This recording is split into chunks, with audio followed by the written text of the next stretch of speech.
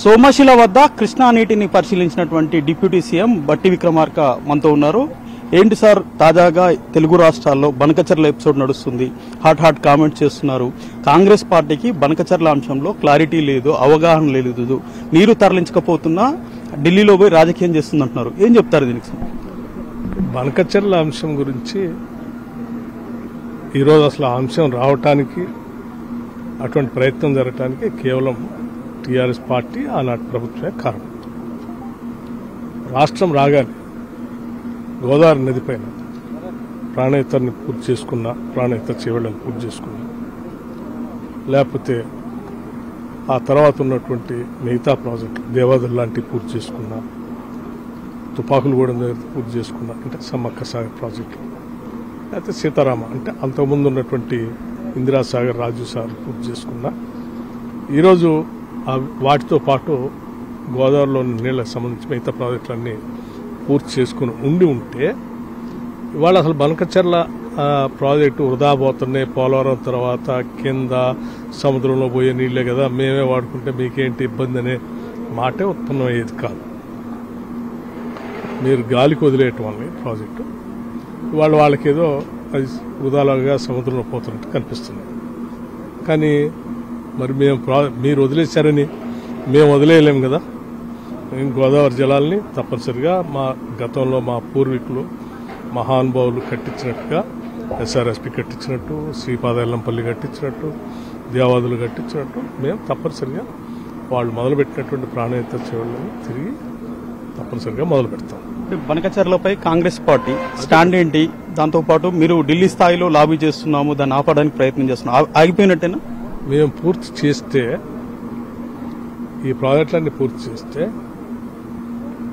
ఇంకా ఆ తర్వాత వరద జలాలు అంటారే, ఆ ఫ్లడ్ వాటర్లో కూడా పరివాహక ప్రాంతం, ముందు పరివాహక ప్రాంతంలో తెలంగాణ వాటర్ తేల్చిన తర్వాత అప్పుడు ఏమన్నా ఫ్లడ్ వాటర్లో మీకు వాటర్ వస్తే అప్పుడు కట్టుకుంటారు. కాళేశ్వరానికి సంబంధించి మీరు చాలా తెలివిగా మన పోలవరం కట్టిన తర్వాత ఆ తర్వాత వాడే నీళ్ళు ఏం లేవు కదా, సముద్రంలో కుదాపోతా ఉన్నాయి, మేము వాడుకుంటే మీకేంటి ఇబ్బంది, సముద్రంలో పోవటం కంటే మేము వాడుకుంటే నయమే కదా అనేటువంటి ఒక అమాయకంలో లేదా తెలివైనదని అనుకొని ప్రజల ముందు ఉంచుతున్నారు. కానీ తెలంగాణ వాళ్ళు అంత అమాయకులు కాదు. ఎందుకంటే ఇంటర్నేషనల్ జల మండలి ప్రకారం, న్యాయం ప్రకారం ఏంటంటే ఎప్పుడైనా ఏ నదులపైన ఎవరైనా ప్రాజెక్టు పూర్తి చేసుకుంటే వాటాలు అంటే నీటి జలాలు పంపిణీ చేసే కార్యక్రమం మొదలైనప్పుడు ఆల్రెడీ అప్పటికే మొదలై ఉన్నటువంటి ప్రాజెక్టులు కానీ, పెట్టిన పెట్టుబడి కానీ, పారుతున్నటువంటి ఆయకట్టు కానీ లెక్కేసి వాటికి కేటాయించిన తర్వాత మిగతా జలాలని మిగతా ప్రాజెక్టులు కేటాయిస్తారు.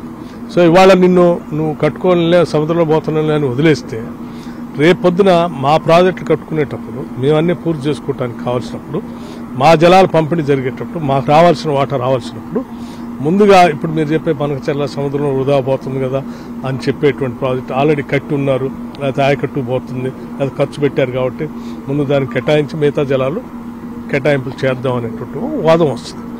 సో ఆ వాదం, అటువంటి విధానపరమైన నిర్ణయాలు ఉన్నాయన్న సంగతి తెలియనంత అమాయకులం కాదు తెలంగాణ వాళ్ళు. మీరు ఆ రకంగా చెప్పి తప్పుదో పట్టించడం కోసం ప్రయత్నం చేయమంటారు. నెంబర్ 1.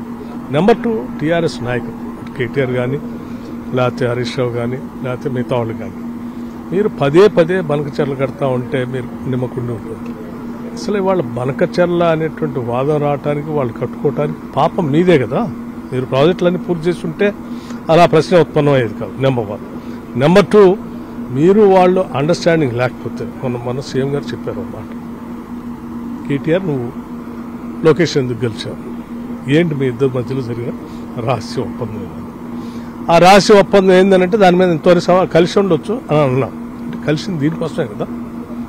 మీరు దాన్ని మొదలుపెట్టి అటు అడగండి, మేము ఇటు ఒక రకమైనటువంటి భావోద్రేకం మేము సృష్టిస్తాం, మేము మన ఇద్దరే ఉన్నట్టు ఆట ఆడదామని ఒక రాజకీయ పరమైనటువంటి ఆట తెరలేపారు. ఆ తెరకి తెలుసుకోలేనంత అమాయకులుగా తెలంగాణ ప్రజలు. సో ఇటువంటి ఆటలు ఆడటం అమాయకంగా లోకేష్ కూడా నేను చెప్తా ఉన్నాను.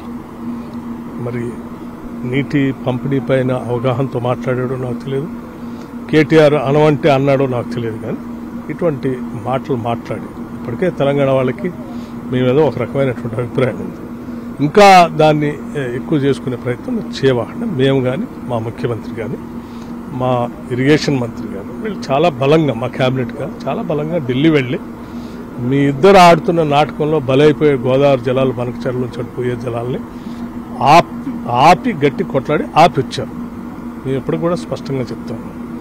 చివరికి అసలు బనకచెర్లే కాదు, రేపు పొద్దున అవసరం అయితే ఆనాడు బైఫర్కేషన్ యాక్ట్ కంటే ముందు మేము ఖమ్మం జిల్లాకు సంబంధించినటువంటి 2 లక్షల మంది అమాయకులైనటువంటి గిరిజనులకు సంబంధించిన భూములు పోలవరం కడతా ఉంటే ముంపుకు గురవుతూ ఉంటే వాటిని అందులో పెట్టొద్దని మేము ఆనాడు యూపీఏ చైర్పర్సన్గా ఉన్నటువంటి సోనియా గాంధీ గారి దృష్టి తీసుకెళ్తే ప్రత్యేకంగా సమావేశం ఏర్పాటు చేసి ఖమ్మం నాయకులతో, ఆనాడు ఇప్పుడు బీజేపీలో ఉన్నటువంటి ఆనాటి కాంగ్రెస్ నాయకుడు సుధాకర్ రెడ్డి గారు కానీ, నేను కానీ, లేకపోతే బలరాం నాయక్ గారు కానీ, లేకపోతే మా ఒకళ్ళిద్దరు శాసనసభ్యులు కలిసి ప్రత్యేకంగా రిప్రజెంట్ చేస్తే ఆ బైఫర్కేషన్ యాక్ట్లో పెట్టిన దాన్ని కూడా తొలగించి ఆ అమాయకులైన గిరిజనులు ముంపు గురి కాకుండా ఉండేటట్టుగా 7 మండలాలు తెలంగాణలో ఉంచేటట్టుగానే చట్టం చేస్తే, తెలంగాణ కోసమే పుట్టాం, తెలంగాణ ప్రయోజనాలు కాపాడుతామని చెప్పినటువంటి టీఆర్ఎస్ పార్టీ అధికారంలోకి వచ్చిన తర్వాత బీజేపీతో కుమ్ముక్కై బీజేపీ వాళ్ళు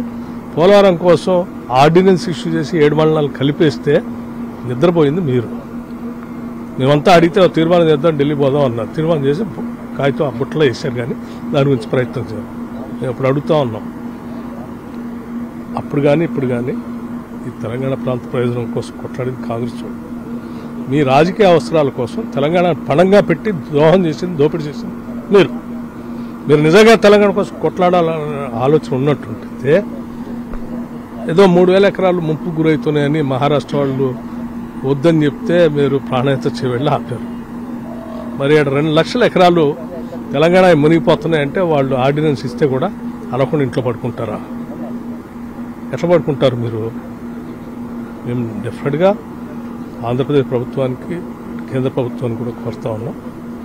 ఈ ముంపు గురయ్యేటువంటి 2 లక్షల ఎకరాలు కానీ, అమాయకులైనటువంటి గిరిజనులకు సంబంధించిన గూడాలు కానీ ముంపు గురి కాకుండానే పోలవరం కట్టాలి. ఇవన్నీ ముంపు గురయ్యేటట్టు కట్టే పరిస్థితులు ఉంటే అవసరమైతే మేము దానిపైన కూడా ఒక కార్యాచరణ ప్రణాళిక ప్రకటిస్తాం.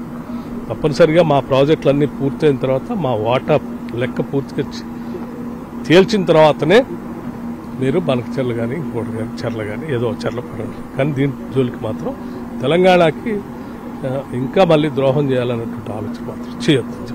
కాళేశ్వరంకి సంబంధించి పీసీ ఘోష్ కమిటీ ఈ నెల 4న కేబినెట్లోకి రాబోతుంది. దాని మీద చర్యలు ఉంటాయా, లేదా మళ్ళీ కమిషన్తో దాన్ని కాలయాపన చేస్తారా? వారు రిపోర్ట్ నేను సబ్మిట్ చేశారు ముఖ్యమంత్రి గారికి. చేసిన రిపోర్ట్ని క్యాబినెట్ ముందు పెడతారు. క్యాబినెట్లో చర్చించిన తర్వాత అందులో ఉన్న అంశాలు ఏంటి అని అప్పుడు బయటకు వస్తాయి. ఉమ్మడి మహబూబ్ నగర్ జిల్లాకు సంబంధించి పాలమూరు ఎత్తిపోతల అనేది ఎప్పుడు పూర్తవుతుంది? మీ దగ్గర ఉన్నటువంటి కార్యాచరణ ఏంటి? మీ హయాంలో అయిపోతుందని అనుకోవచ్చా? ఇప్పటికే పాలమూరు రంగారెడ్డికి సంబంధించి ఈ జిల్లా నుంచి ప్రాతినిధ్యం వహిస్తున్నటువంటి ప్రజాప్రతినిధి రాష్ట్ర ముఖ్యమంత్రిగా ఉన్నారు రేవంత్ రెడ్డి గారు. అట్లాగే ఈ ప్రాంతం నుంచి ప్రాతినిధ్యం వహిస్తున్న జూపల్లి కృష్ణారావు గారు క్యాబినెట్లో ఉన్నారు.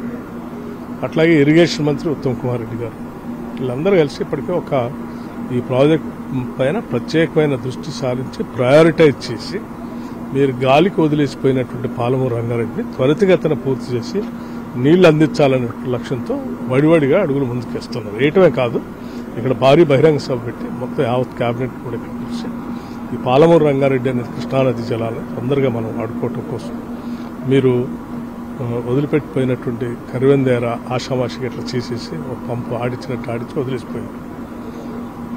అది అట్లే పడవ పెట్టిపోయారు. ఆ తర్వాత ఏదుల, ఆ తర్వాత పొట్టెం రిజర్వాయర్, ఆ తర్వాత ఉద్దండపూర్ రిజర్వాయర్, ఆ తర్వాత సరే మీరు చెప్పిన లక్ష్మీదేవిపల్లి అనే దానిపై అసలు దాని జోలికే పోలేదు.